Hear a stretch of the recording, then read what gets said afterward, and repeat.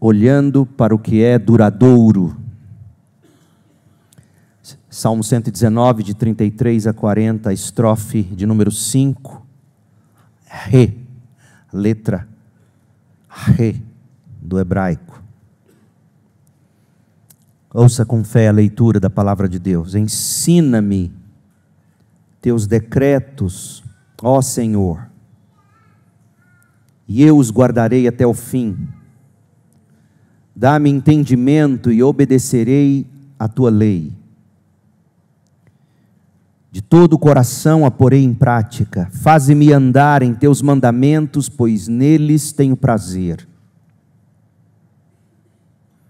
Inclina meu coração para os teus preceitos. Dá-me entusiasmo por teus preceitos, e não pela ganância. Desvia meus olhos das coisas inúteis, e restaura-me por meio de tua palavra. Confirma a teu servo a tua promessa que fizeste aos que te temem. Afasta-me de meus caminhos vergonhosos, pois teus estatutos são bons. Anseio por obedecer às tuas ordens. Restaura minha vida por tua justiça. Até aqui a palavra do Senhor. Amém. Todos nós somos transformados pelo olhar. Os olhos, eles não têm poder em si mesmos. Os olhos são apenas o canal por onde o nosso coração se derrama em desejo.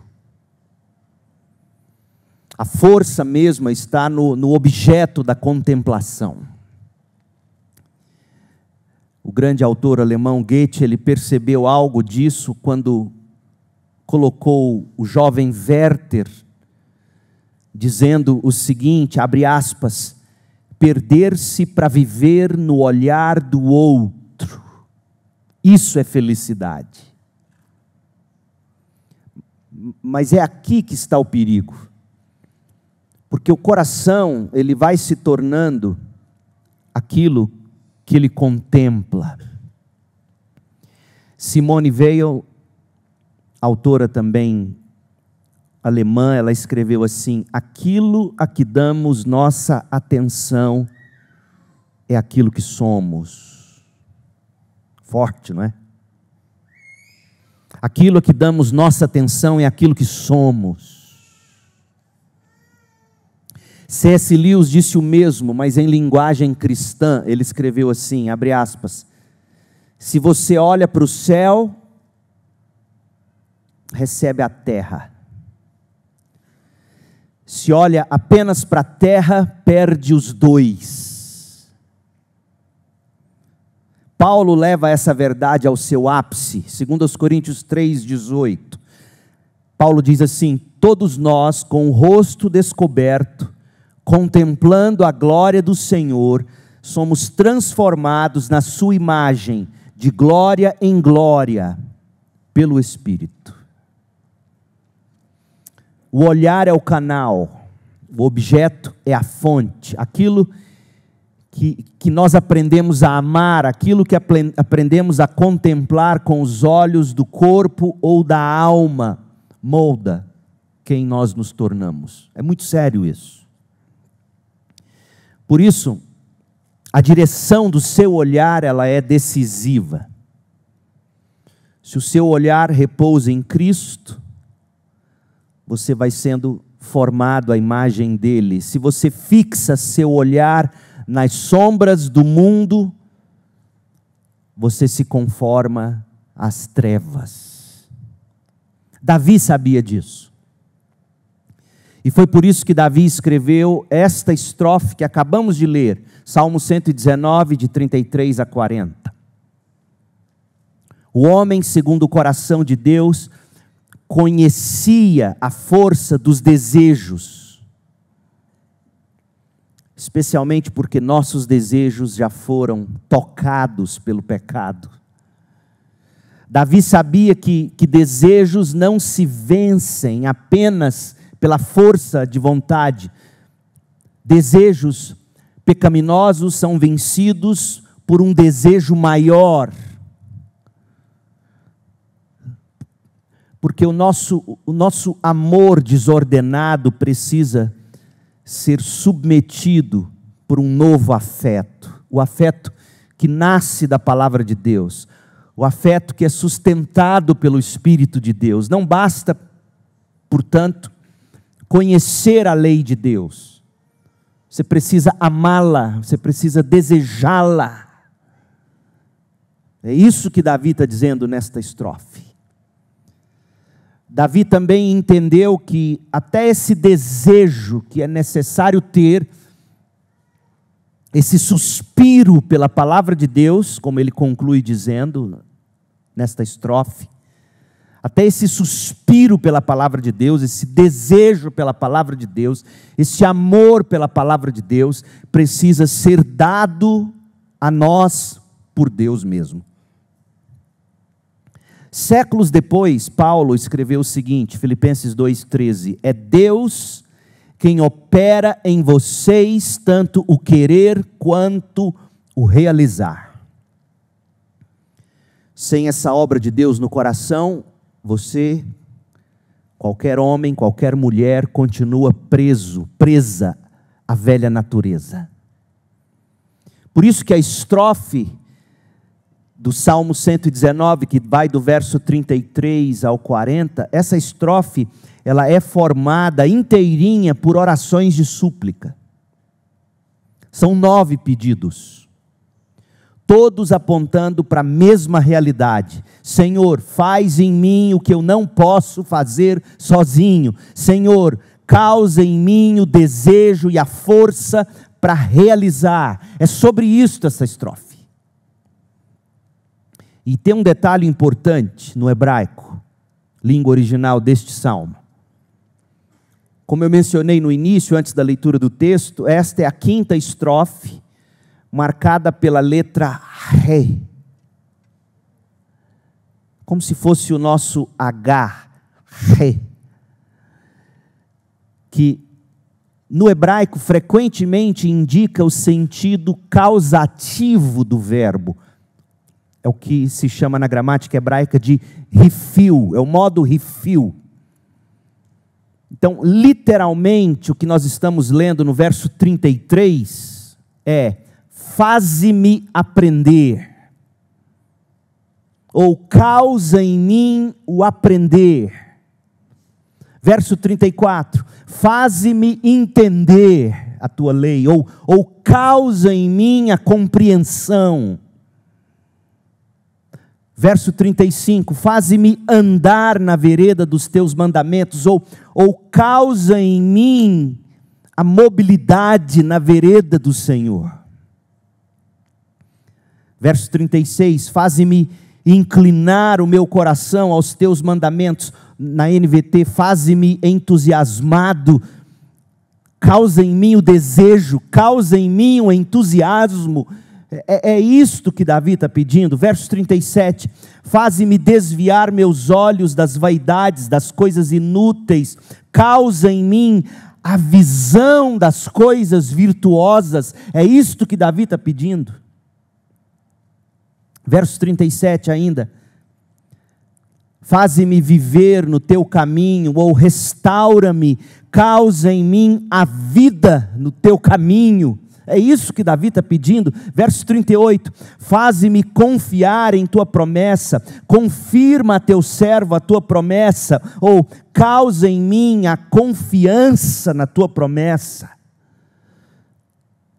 Verso 39, faz afastar de mim a vergonha que eu temo, ou causa em mim a integridade revelada em teus estatutos. Verso 40, faze-me ter vida por meio da tua justiça, ou causa em mim o anseio pela vida por meio da tua justiça. Percebeu, gente? Era sobre isto que Paulo estava falando em Filipenses 2:13.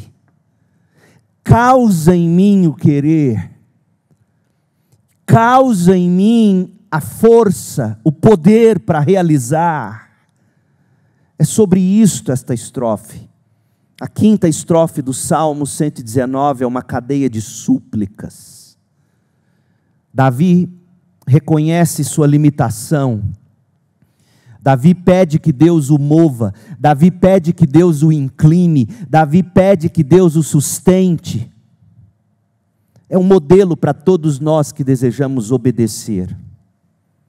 Oh, meu amigo, minha amiga, meu irmão, minha irmã, somente a graça de Deus pode capacitar o seu coração para você andar no caminho do Senhor. O cristianismo não é uma religião de força de vontade.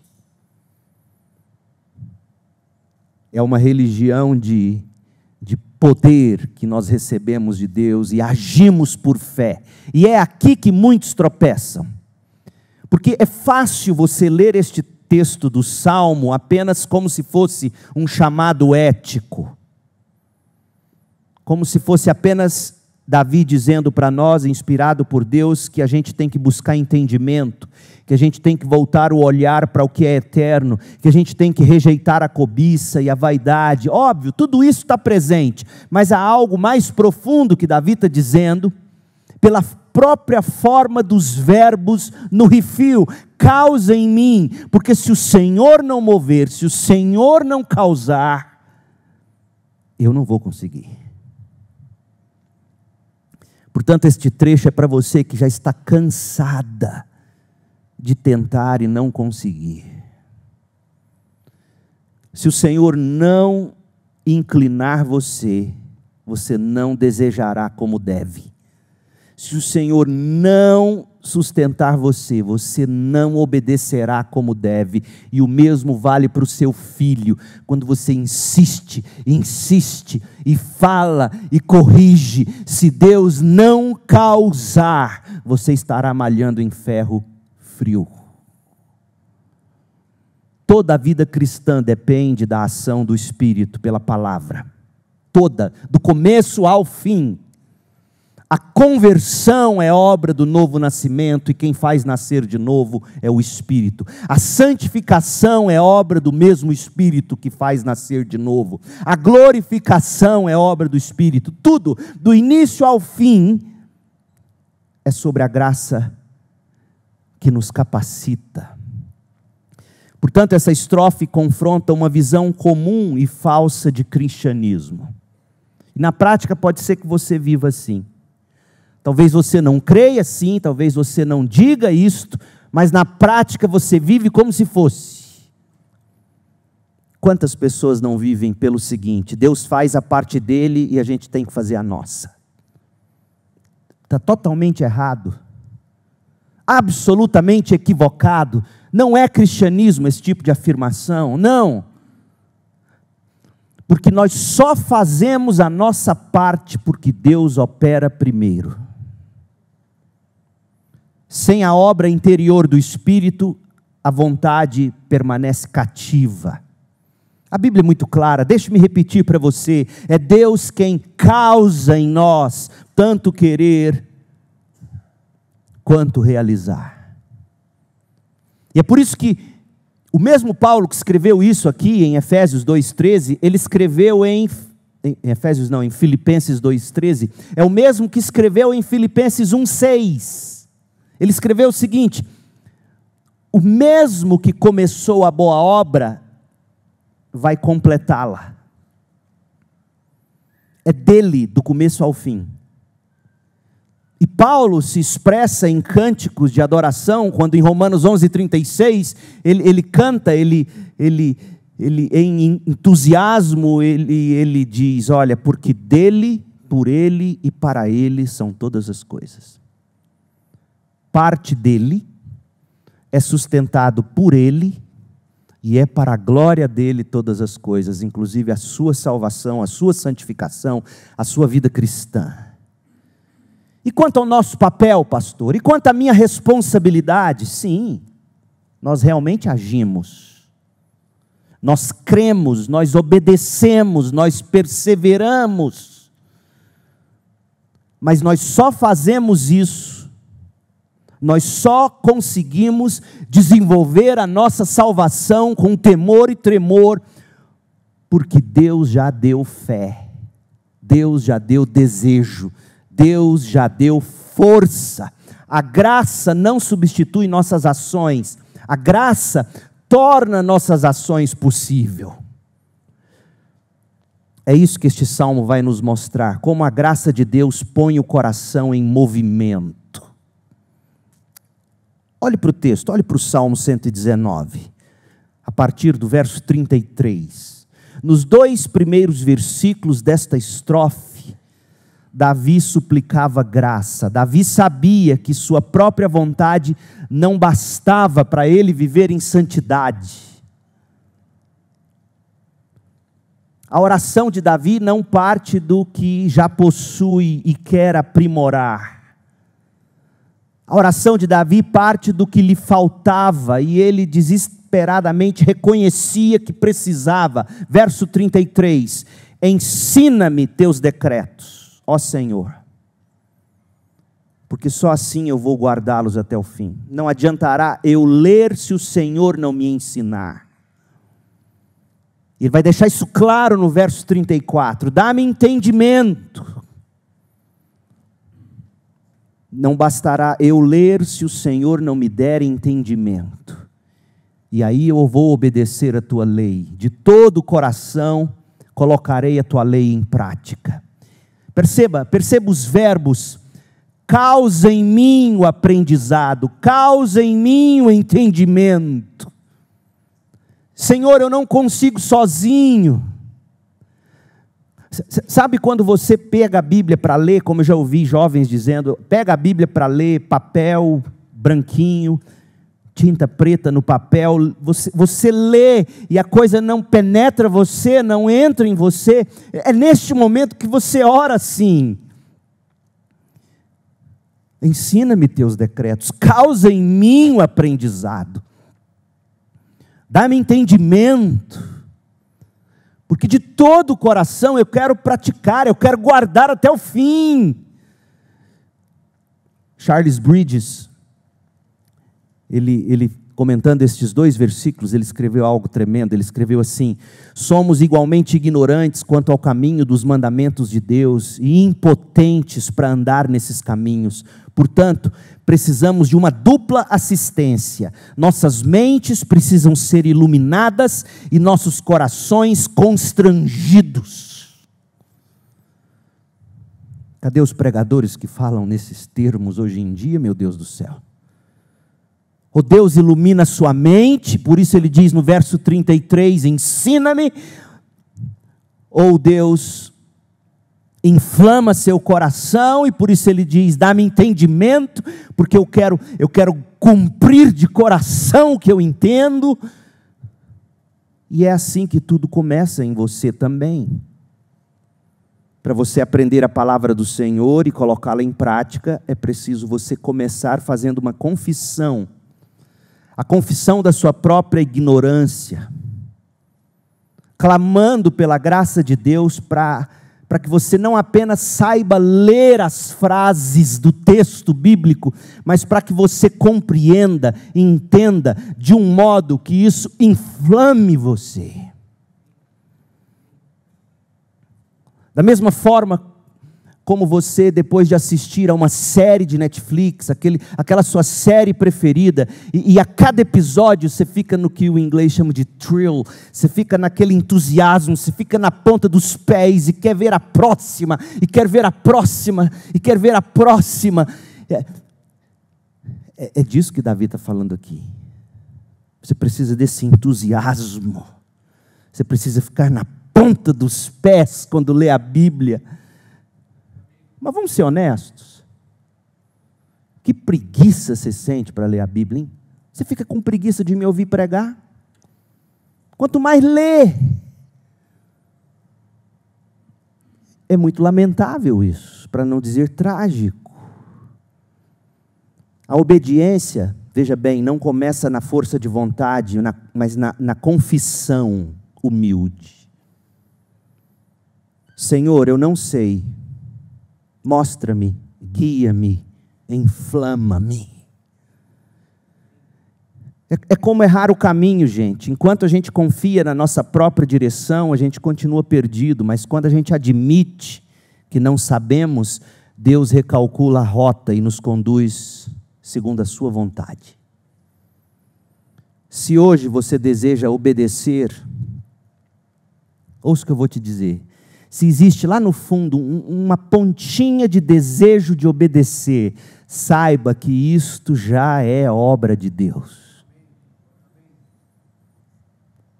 E Ele mesmo vai inflamar essa faísca no seu coração.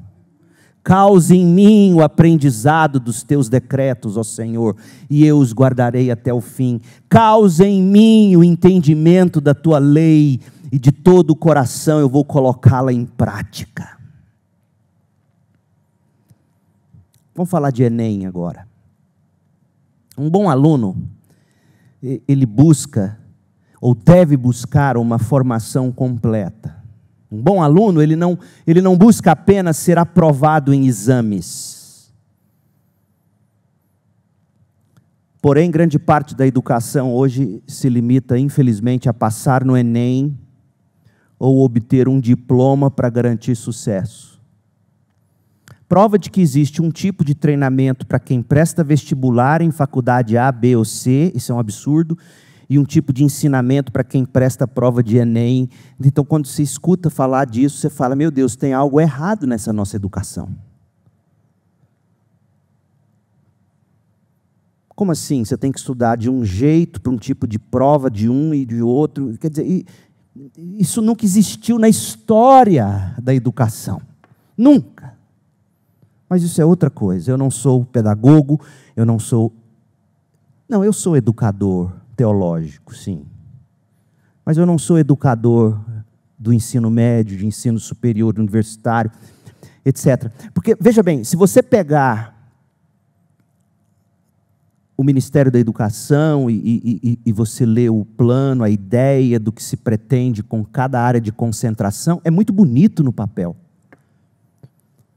E seria maravilhoso se fosse assim na prática. Mas a gente sabe que não é, e não é só assim no Brasil, é também fora daqui. Salvo raras instituições.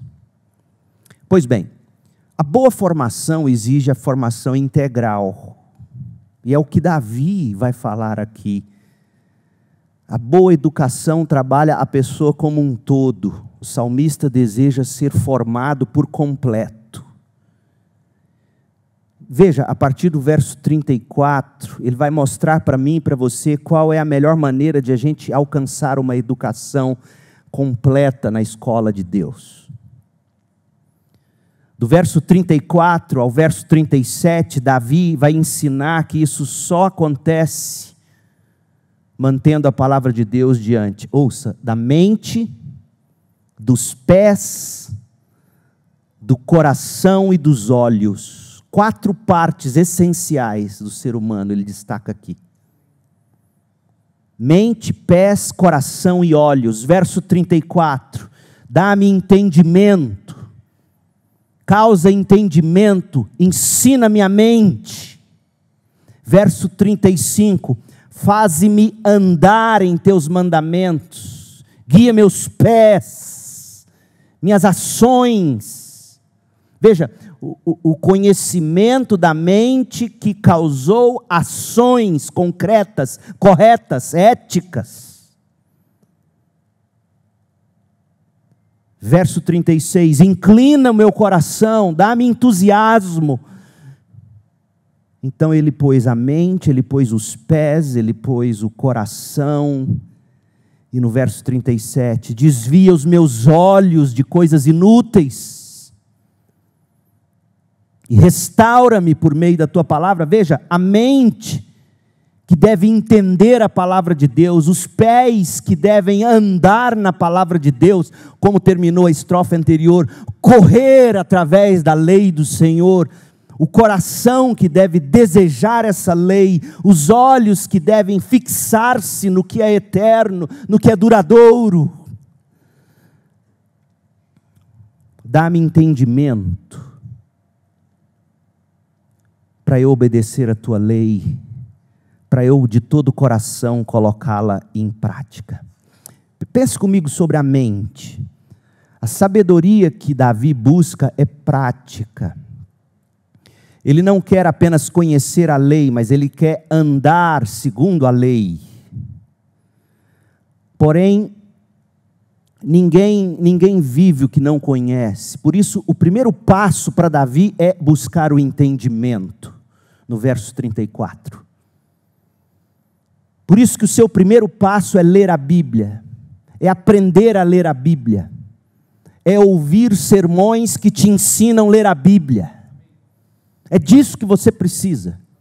Não é de canja de galinha. Você precisa de alguém que te ensine qual é a ideia central do texto, como que o argumento é construído, porque a espiritualidade cristã depende de você entender, ó crente. Por isso que o primeiro passo é o entendimento. Paulo liga a vida obediente à renovação da mente. Romanos 12, versos 1 e 2. O salmista também começa pela mente. Deixa eu te indicar um livro, jovem, um livro para você ler em 2026. Tem 90 páginas, você vai dar conta. Eu vou orar por você. Meia página por dia, você lê ele em um ano. O livro é do John Stott, chamado Crer é Também Pensar. Infelizmente, traduzir o título errado, porque o título é Your Mind Matters, sua mente importa. Mas não sei, crer é também pensar. É muito fraco. Sua mente importa. E Stott, ele mostra que toda a vida cristã depende do uso correto, vigoroso da mente. E ele destaca 6 áreas. A adoração depende da mente, a fé depende da mente, a santidade depende da mente, a direção da vida depende da mente, a evangelização depende da mente, a sua vocação depende da mente. A mente e a adoração. A nossa mente precisa compreender, conhecer a verdade. Os verdadeiros adoradores adorarão o Pai em espírito e em verdade. Sem entendimento, o culto se reduz à emoção subjetiva, moldada por sentimentos humanos. Por isso que mais importante do que o som dos instrumentos é a letra das músicas. A gente precisa conhecer seus atributos. Hoje à tarde eu estava ouvindo uma música, te conto no privado, do John Mayer. Eu gosto do John Mayer, é um grande músico. E eu estava ouvindo ele fazendo a introdução dessa música num show. E ele falando, eu falei, meu Deus. Até John Mayer, que não tem nada de crente, viciado em relógio, paga milhões, namorou não sei quantas meninas de Hollywood, um pervertido. Mas até ele usa a mente.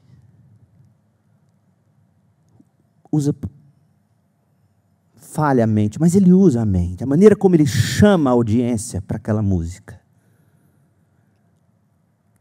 Bobo é você que acha que você não deve usar a mente. Bobo não, dominado pelo Satã. Você precisa conhecer os atributos de Deus, você precisa conhecer as qualidades de Deus. Veja bem, menina, você começar a namorar, vem cá, o sujeito vai virar para você e falar assim, quero namorar com você. Igual eu falei para a Cris um dia, posso te dar um beijo? Ela, deixa acontecer naturalmente. O rapaz vai virar para você e vai falar assim, vamos namorar? Aí você vai perguntar, por que você quer me namorar? Olha a mente. Aí ele vai dizer, gosto de você. Só se você for ególatra demais para não se sentir ofendida. Porque para alguém dizer que gosta de você, a ponto de querer namorar e casar com você, essa pessoa tem que conhecer você. Digamos que eu tenha 10 mil reais em espécie de Walter White, andando por aí com 10 mil reais, e eu paro aqui na rua, encontro um sujeito, e falo, olha, pega esse dinheiro e deposita para mim. O cara vai falar assim, mas você não me conhece? Não, eu gostei do seu jeito. Pergunta, sabedoria ou estupidez? Estupidez. Como que eu vou confiar 10 mil reais em espécie na mão de alguém que eu não conheço? Não tem como você adorar a Deus de um modo que o exalta, que o glorifica, se você não conhecê-lo. Quem Ele é, o que Ele pensa, o que Ele faz, qual é o grande propósito da vida.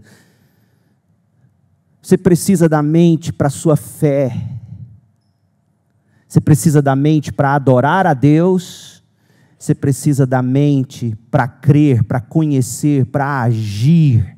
Você precisa entender o Evangelho para você poder depositar sua fé. Você precisa da mente para a sua santificação. Você precisa da sua mente porque você quer buscar seguir a Deus até o fim, a partir dos seus decretos. Romanos capítulo 6 diz que nós fomos feitos novos em Cristo, então a gente não pode voltar ao que éramos, e a única direção possível é avançar na fé, um tipo de fé que, contrário do que Kierkegaard e os existencialistas filosóficos dizem, nossa fé não é um salto no escuro, porque dizer que a fé é um salto no escuro é dizer que você está se entregando a alguém que você não conhece, e tem um nome para isso: loucura, estupidez. Ninguém jamais se entrega a quem quer que seja, se não for pautado num conhecimento profundo. Isso chama-se razão, inteligência, sabedoria. Você precisa da mente para adorar a Deus, você precisa da mente para exercitar sua fé, para conhecer os mandamentos, para conhecer as promessas, para ver que é coerente, para ver que é verdadeiro. Você precisa da sua mente para cultivar sua santidade. Você precisa da sua mente para as direções que você precisa tomar na sua vida. Deus não nos conduz por impulsos místicos, sinais subjetivos. Deus nos conduz principalmente pela sua palavra, iluminada pelo Espírito. E quanto mais você lê, compreende, mais você vai guardando conteúdos, a ponto de que, diante de situações, você vai saber pensar biblicamente, enxergar biblicamente. Então você precisa da mente para pedir e ouvir bons conselhos. Você precisa da mente para evangelizar as pessoas, entender o dilema delas, saber fazer a ponte entre a verdade do Evangelho, que pela mente você conhece, com a mente iluminada pelo Espírito você conhece, e fazer conexão entre essa mensagem da cruz, com esse coração cheio de angústias e perdido no pecado. Você precisa da mente para evangelizar, você precisa da mente para compreender quais são seus talentos, e, portanto, o que Deus te criou para fazer para a glória dEle, com todo o seu ser. Você precisa da mente. Leia esse livro. Crer é também pensar. Mas olha como ele conclui essas reflexões. John Stott, ele diz assim: desdenhar da mente é mirar as doutrinas, é minar. Desdenhar da mente é minar as doutrinas fundamentais do cristianismo. Deus nos criou seres racionais. Negaremos então a humanidade que Ele nos concedeu? Deus nos falou, não ouviremos suas palavras? Deus renovou nossa mente em Cristo, não pensaremos com ela? Deus vai nos ajudar pela sua palavra. Não seremos sábios edificando nossa casa sobre essa rocha? Por isso que Davi ora: E olhe como ele ora, verso 34. Salmo 119, 34. Ô jovem, ô adolescente, ô marmanjo, leia o que está aqui no texto bíblico. Dá-me entendimento, ensina-me, causa em mim um aprendizado, e eu vou obedecer a tua lei. De todo o coração eu vou colocá-la em prática. Seu coração é guiado por uma verdade. Não deixe o seu coração ser guiado por um mero sentimento que você sequer consegue explicar.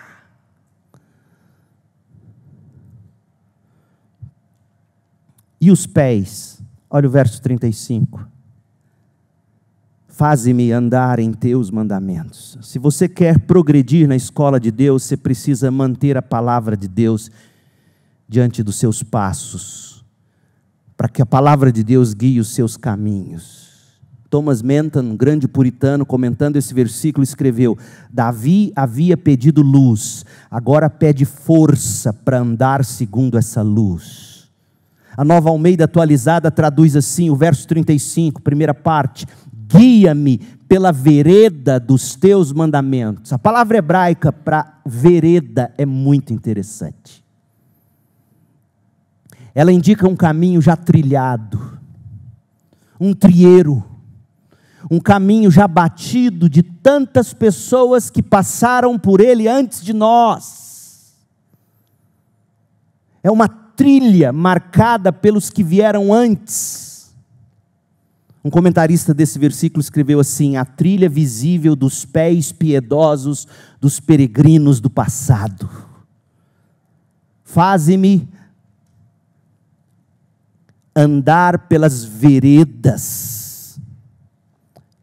Isso me lembra Jeremias 6,16. Jeremias 6,16, ponham-se à beira dos caminhos e olhem, perguntem pelas veredas antigas, qual é o bom caminho, andem por ele e vocês acharão descanso. Mas a gente vive numa era obcecada pelo novo. Novo.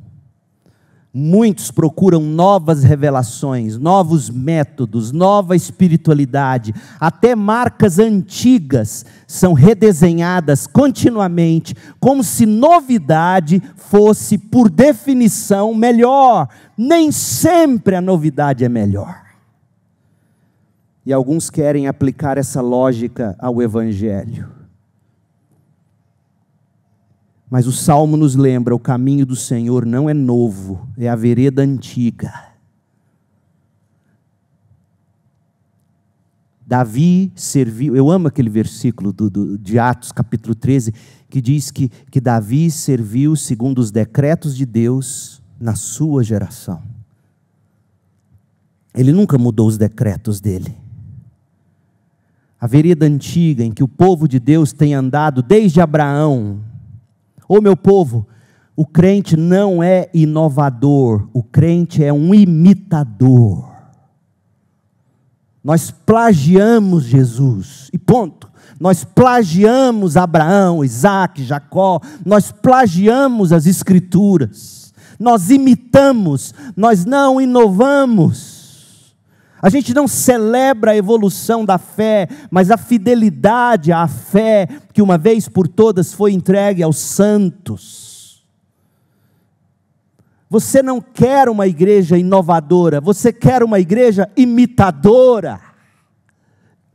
É isso que você precisa. Mas essa vereda ela é estreita e poucos encontram. Por isso, como Davi, a gente ora: guia-me, verso 35, guia-me, faça-me andar pela vereda dos teus mandamentos. Por quê? Porque ver o caminho não basta, a gente precisa que Deus nos faça andar nele.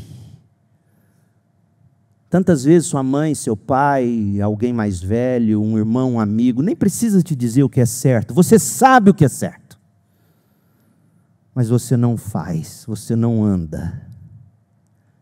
E Davi está dizendo aqui: Senhor, faze-me andar. Eu não quero apenas ser iluminado. Eu quero conseguir andar sob essa luz. E o coração, verso 36, Davi diz: olha, inclina-me o coração para os teus estatutos. Porque na mente, ou melhor, na escola de Deus, não basta a sua mente, não basta os seus pés, não basta você compreender, não basta você obedecer, tem que ser de coração. Por isso que eu gosto da tradução da NAA, da ARA, inclina o meu coração aos teus testemunhos e não a cobiça. Ou a NVT, dá-me entusiasmo por teus decretos e não pela ganância. Sabe o que Davi está te dizendo, jovem, meu amigo? Ou você se entusiasma pela palavra de Deus, ou você vai se entusiasmar com outras coisas. Você vai cobiçar outras coisas. Você vai desejar outras coisas. E aqui está o primeiro contraste negativo dessa estrofe do Salmo 119. O coração pode se voltar para a palavra ou para a cobiça. Para onde se voltará o seu coração? É a pergunta que eu te faço. Você vai buscar se definir pelo que a palavra diz? Você vai tentar moldar seus sentimentos pelo que a palavra diz sobre o que você deve sentir, desejar, com o que se deve alegrar? Ou você vai fazer da palavra esse diapasão do seu coração, ou você vai cobiçar o que não deve? E adivinha? Você vai se tornar a imagem daquilo que você cobiça. Pensa na cultura da pornografia. Você dissocia o prazer do corpo da mulher ou do homem da sua aliança. Isso tem um nome. Chama-se cultura de morte, porque a morte é exatamente isso, é dissociar seu corpo dos seus sentimentos, da sua alma, por assim dizer. É uma cultura de morte. A cobiça insere você numa cultura de morte. Ninguém pode servir a dois senhores, disse Jesus. Não podeis servir a Deus e as riquezas. Mateus 6, 24, Davi conhece esse perigo, ele sabe como o coração pode ser seduzido, e por isso ele está orando, causa em mim, causa em meu coração, inclina meu coração para ti, me dê entusiasmo pela tua palavra, desvia o meu coração da cobiça, faze-me querer o que o Senhor ordena, ó Deus. Mente, compreensão. Pés, obediência. Coração, suas afeições. Mas aí vem o verso 37, e você pensa, poxa, Davi, você já tratou disso no verso 36, para que acrescentar o 37 que diz, desvia os meus olhos da vaidade? Sabe por quê? Porque ele sabe que mesmo o coração capturado por Deus, ainda é tentado a devaneios. Aí ele diz, Deus, inflama meu coração com a tua palavra e desvia os meus olhos da vaidade. Desvia os meus olhos de tudo quanto pode me destruir. Os olhos também precisam ser instruídos.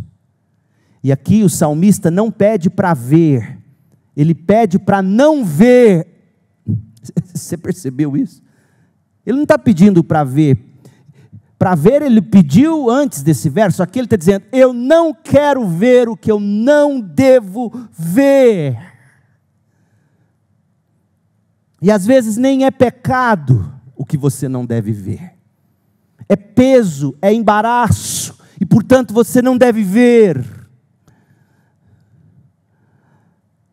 Olha o verso 36, inclina meu coração aos teus testemunhos, e não a cobiça. Capture o meu coração, capture o meu coração. E para eu ter certeza de que o meu coração é teu, desvia os meus olhos para que eu não veja vaidade. Desvia os meus olhos, vivifica-me no teu caminho, faça-me viver. Veja, jovem, dependendo da direção para onde você olha, é sinal de que você já está morto. Porque é isso que ele está dizendo.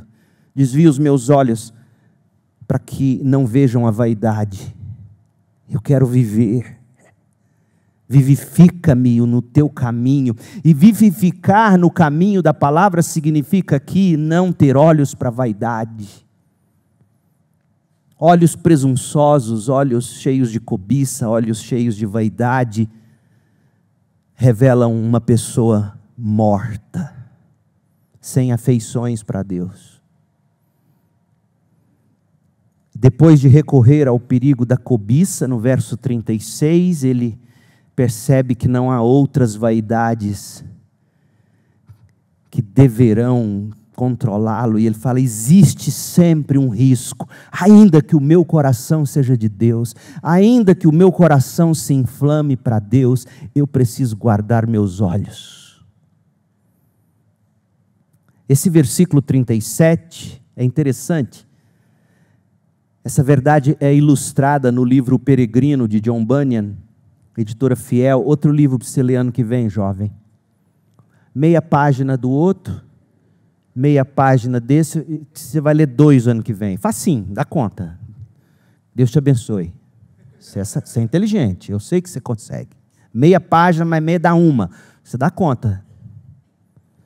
O peregrino. O peregrino está passando pela feira da vaidade, rumo à cidade celestial. E nesse lugar do pecado, todo tipo de mercadoria é vendido. Os peregrinos, você tem lá o cristão e o fiel, os 2 amigos caminhando. Eles então tampam os ouvidos para não ouvirem o apelo ou os apelos das mercadorias. E eles tampam seus ouvidos, e na medida em que tampam os ouvidos, eles saem correndo, e eles saem clamando, exatamente esse versículo 37, desvia os meus olhos para que não vejam a vaidade. E eles olham para o céu, indicando onde está o verdadeiro negócio de suas vidas. É isso, jovem. E o que te faz querer estar em festas que seus olhos jamais deveriam ver? Será que você já não está morto? Ou nunca nasceu de novo? O que te faz querer estar em lugares, em ambientes que vão apelar para tudo em você? Vão apelar para os seus olhos, para a sua audição, para o seu coração, vão pedir seu corpo, vão pedir sua alma. Para que você quer estar em lugares assim? Desvie os meus olhos para que não vejam a vaidade. O salmista, ele começa expressando o desejo de obedecer, verso 33 e o 34, ele mostra como a gente tem que buscar crescer, versos 34 a 37, a mente, os pés, o coração, os olhos, e agora ele reconhece que precisa de ajuda. E onde está a ajuda? Ele começa dizendo, ele começa confessando que precisa de ajuda e ele caminha para concluir mantendo a mesma confissão. Verso 38. Confirma a teu servo a tua palavra que fizeste aos que te temem. Qual promessa é essa? Promessa aqui não é uma promessa específica. Promessa aqui é um sinônimo para a lei do Senhor. Lembra que esse salmo usa pelo menos 8 adjetivos para descrever a Bíblia? Então, promessa aqui é a Bíblia como um todo. E há 2 grandes promessas na Bíblia, nós estamos estudando sobre elas exatamente nestes últimos domingos, quando estudamos Hebreus, capítulos 3 e 4. Há 2 grandes promessas, perdão e descanso. Crente de verdade sempre almeja por isso. E vou te dizer como. E é disso que Davi está falando. Confirma o teu servo na tua palavra, na tua promessa. que o Senhor fez para os que o te temem. O crente é do tipo que anseia recorrentemente, constantemente, dioturnamente, pelo perdão e pelo descanso. O perdão, porque por mais que lutemos, nossos olhos enxergam vaidade. Nossos corações idolatram e cobiçam. E de novo a gente fala, ó Deus, me perdoa pelo sangue de Jesus. E a outra coisa, sabe qual é? Senhor, quando eu terei descanso nesta luta? Quando eu pararei de lutar contra os meus impulsos pecaminosos? Davi está dizendo, confirma o teu servo na promessa de perdão, na promessa de descanso. O Senhor prometeu isso para os que te temem. Davi está dizendo que precisa disso, que precisa de ajuda. Jesus vai dizer em Mateus 4:4, falando com o diabo, tentando ele no deserto, citando Deuteronômio 8, verso 3, Jesus diz, o ser humano, o jovem, o adolescente, o idoso, o homem, a mulher, o ser humano viverá de toda palavra que procede da boca de Deus. E é a isto que o salmista está se apegando. A gente chega aos dois últimos versículos. Os dois últimos versículos desta estrofe, Salmo 119, versos 39 e 40. Assim como quem abandona a escola e se expõe à ruína, o salmista teme a desonra que acompanha o desvio espiritual. E é por isso que ele vai orar no verso 39. Afasta de mim a afronta. A NVT, ao meu ver, errou feio aqui nessas traduções. Afasta de mim a afronta, afasta de mim o opróbio. A NAA, a ARA colocam assim corretamente. Afasta de mim a vergonha que me causa medo. Está vendo Davi tratando aqui do temor do homem? Sabe você, jovem, sabe você, adolescente, que teme viver a fé cristã lá na escola, diante dos amigos, porque se você se comportar como Cristo diz que tem que ser, se você falar do que Cristo diz que temos que falar, certamente você será perseguida, perseguido, isso te causa medo. Davi está dizendo, afasta de mim essa vergonha, afasta de mim essa vergonha, afasta de mim a vergonha, o medo do que poderão fazer contra mim por eu ter escolhido te amar com a minha mente, te amar com os meus pés, te amar com o meu coração, te amar com os meus olhos, te amar por inteiro. Afasta de mim a vergonha, o medo de buscar viver assim. Mas aqui pode também ter outro sentido. E todos os comentaristas ficam divididos. E eu entendo que esta é uma daquelas passagens que é para ser lida com duplo sentido mesmo. Se o primeiro sentido é, afasta de mim a vergonha, o medo do que eu sofrerei por entregar ao Senhor mente, pés, coração, olhos. Afasta de mim o medo e a vergonha, por eu ser todo seu, toda sua. Por outro lado, tem a vergonha pelos próprios pecados. Afasta de mim o opróbio. Eu temo envergonhar o teu nome. Afasta de mim isso, afasta de mim. Porque todos os teus juízos são bons. Você tem sentido essa tentação, jovem, homem de Deus, mulher de Deus? Não desista, persevere. E como? O último versículo é a chave. Eis que eu tenho suspirado pelos teus preceitos, vivifica-me por tua justiça. Suspire por algo maior do que as promessas do pecado. Suspire pela palavra, suspire pelo verbo que se fez carne, Jesus Cristo. Se você olhar para o céu, você vai ganhar a terra, disse C.S. Lewis, mas se você olhar para a terra, perderá ambos. Se você olhar para Jesus, você achará um noivo. Mas se você ficar atrás de noivos, você vai perder os dois.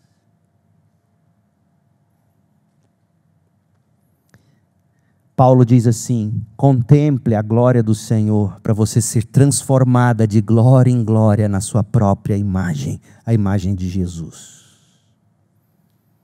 Você precisa de Jesus para vivificar a sua alma, para inclinar seu coração, para fortalecer as suas mãos, fortalecer os seus pés, para te justificar diante de Deus, para te salvar do pecado, para te glorificar no último dia. Então aqui está o chamado final desta estrofe. Olhe para o que é duradouro. Olhe para Cristo. Olha o que diz o texto. Eis que tenho suspirado pelos teus preceitos. Vivifica-me por tua justiça. Vivifica-me por Jesus Cristo. Cristo é a justiça de Deus. Vivifica-me em Cristo, porque eu suspiro pelo Senhor. Minha oração é que você não fuja disso. É que você corra para Jesus. Oremos. Que o Senhor ensine cada um de vocês os seus decretos, para que vocês os guardem até o fim. Que o Senhor dê entendimento a vocês, para que obedeçam a sua lei e a pratiquem de todo o coração. Que o Senhor faça vocês andarem em seus mandamentos, pois neles vocês encontrarão prazer. Que o Senhor incline o coração de vocês aos seus testemunhos e não à cobiça. Que o Senhor desvie os olhos de vocês da vaidade e vivifique a vida de vocês por meio da palavra no Espírito. Que o Senhor confirme a vocês a sua promessa de perdão e descanso e os faça temer. Que o Senhor afaste de vocês a vergonha que vocês temem, pois os seus juízos são bons. E quando vocês suspirarem pelos seus preceitos, que o Senhor restaure a vida de vocês pela sua justiça em Cristo Jesus. Em nome de Jesus, o nosso Senhor, eu oro. Amém.